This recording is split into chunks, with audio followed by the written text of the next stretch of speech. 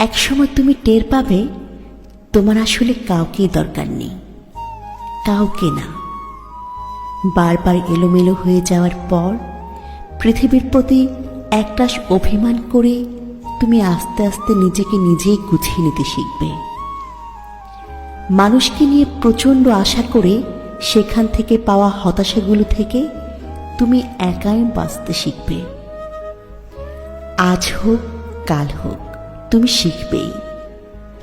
বারবার হোঁচট খেয়ে পড়ে যাবার পরে একদিন তুমি টের পাবে তুমি কারো হাত ধরে ওঠার জন্য অপেক্ষা না করেই নিজে নিজেই উঠতে চেষ্টা করছো।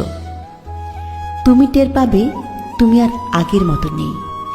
সেই প্রচণ্ড রকমের ইমোশনাল, অভিমানী, বেশি আশা করা এবং অল্পতে হতাশ হয়ে যাওয়া সেই দুঃখ বিলাসী মানুষটা তোমার মাঝে আর বাস করে না।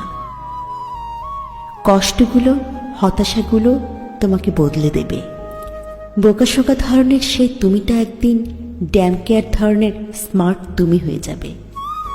সেদিন তোমাকে প্রতিনিয়ত কষ্ট দেয়া, হতাশ করে দেয়া কিংবা ধাক্কা দিয়ে ফেলে দেয়া মানুষগুলো ভীষণ চমকে যাবে।